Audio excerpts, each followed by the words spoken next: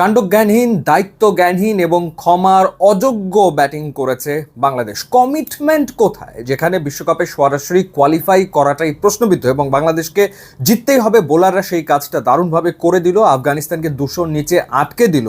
সেখানে ব্যাটাররা আসলে করলোটা কি? তানজিদ হাসান তামিমকে দিয়ে শুরু করা যাক।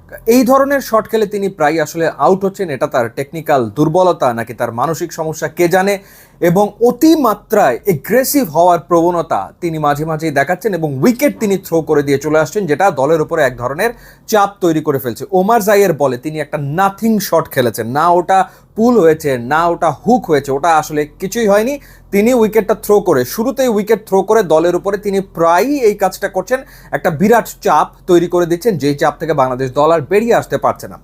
গেল তানজিদ হাসান তামিম। এরপরে আমরা দেখলাম যে নাজমুল হোসেন শান্ত তিনি আসলে রান আউট হলেন, এবং কি কারণে তিনি 2 রান নিতে গেলেন ওই বলটাতে বোধগম্য হলো না। বাংলাদেশ কত রান তারা করছিল আসলে, 300, 400, 500, কেন তার ওই রকম একটা রিস্কি রান নিতে হবে, সেটা একটা বিরাট প্রশ্ন। তিনি আউট হলেন। সাইফ হাসান এখনো টি-20 মুড থেকে ওয়ানডেতে শিফট করেছেন বলে তো মনে হচ্ছে না, টি-20 স্টাইলেই ব্যাট করার চেষ্টা করছেন। ওমার জাইয়ের বলে একটা 4 মারলেন দুর্দান্ত, একটা ছক্কা মারলেন দেখার মতো, এবং তার মনে হলো না ওমার জাইকে আরও তার মারতে হবে, এবং তিনিও তার উইকেটটা থ্রো করে দিয়ে চলে আসলেন। এরপর যেটা হলো, তাওহিদ হৃদয় যে শটটা খেলে আউট হয়েছেন, সবাই আসলে তাকিয়েছিল তাওহিদ হৃদয়ের দিকে। যেহেতু তিনি আগের ম্যাচে 50 করেছেন, সুতরাং তিনি একটা ভালো ইনিংস খেলতে পারলে বাংলাদেশ ম্যাচটা জিতে নিতে পারে। কিন্তু রাশিদ খানকে তিনি যেভাবে করে ছক্কা মারার চেষ্টা করলেন, টি-20 এশিয়া কাপে যেভাবে শাহিনশাহ আফ্রিদিকে একটা উদ্ভট শট খেলতে চেয়েছিলেন তাওহিদ হৃদয়, ঠিক ওরকম একটা উদ্ভট শট তিনি খেলতে চেয়েছেন রাশিদ খানকে। কেন, কি কারণে? বাংলাদেশ কত রান আসলে তাড়া করতে নেমেছে। রাশিদ খানের যদি 2-3টা ওভার বাংলাদেশ মেডেন দিয়ে দেয়, তাতে কি যায় আসে? মানে ওভার প্রতি 4-এর কম রান লাগে বাংলাদেশে, সেখানে রাশিদ খান একমাত্র বোলার, তাকে ছেড়ে দিলে হয়, তার ওভারগুলো পাশ কাটিয়ে গেলেই হয়, তাকে 2-3-4টা মেডেন দিয়ে দিলেও কিছু যায় আসে না। না, মানে রাশিদ খানকে বড় বড় ছক্কা মারতেই হবে, এবং ঠিক একই কাজ করেছেন নুরুল হাসান সোহান, এবং ততক্ষণে তো খেলা আসলে শেষ, বাংলাদেশের হাত থেকে বেরিয়ে গেছে। জাকের আলী অনেকক্ষণ ধরে উইকেটে টিকে ছিলেন, এবং শেষমেশ তিনি যে শটটা খেলে আউট হচ্ছেন, সেটা আমার কাছে মনে হয় শতাব্দী সেরা একটা বাজে শট।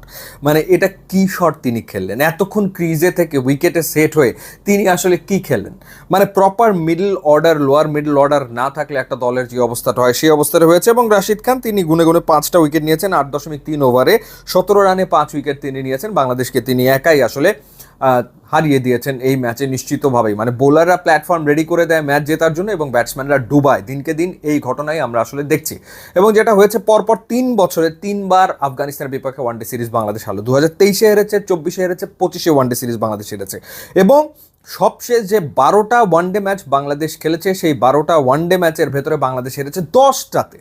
সবশেষ 12 ওয়ানডে 10টাতে বাংলাদেশ হেরেছে, একটা মাত্র ম্যাচ জিতেছে শ্রীলঙ্কার বিপক্ষে, এবং একটা ম্যাচে কোনো রেজাল্ট আসেনি। এই হচ্ছে ওয়ানডে ফরম্যাটে বাংলাদেশের ঠিক এই মুহূর্তের পারফরমেন্স। তো সেই ক্ষেত্রে খুব স্বাভাবিক, সরাসরি বিশ্বকাপে বাংলাদেশের তো খেলা হবে না, এটাই হওয়ার কথা, এবং সেটাই আসলে হয়েছে। এবং আমার মনে হয় যে মানে নির্বিকার টিম ম্যানেজমেন্ট, তো নির্বিকার, তাদের কিছু যায় আসে বলে তো মনে হয় না। মানে ক্রিকেটারদেরও কোনো দায়বদ্ধতা নেই, কোনো কমিটমেন্ট নেই, এবং টিম ম্যানেজমেন্টেরও কোনো কমিটমেন্ট আছে বলে তো মনে হয় না। মানে এই হচ্ছে ওয়ানডে ফরম্যাটের রেজাল্ট। মানে টি-20তে হ্যাঁ জয় আসছে, সিরিজ জিতছে বাংলাদেশ, কিন্তু পাশাপাশি আর একটা ফরম্যাটে যে ভরাডুবি হচ্ছে বাংলাদেশে, সেদিকে কারো আসলে নজর নেই, এবং বাংলাদেশ আফগানিস্তানের বিপক্ষে 2-0-তে সিরিজ হেরে গেলে এখন শুধু হোয়াইট ওয়াশ হওয়াটা বাকি। ইউটিউব ইনস্টাগ্রামে লিঙ্ক আছে, আপনার যোগ দিলে খুবই খুশি হবে। And thanks for watching.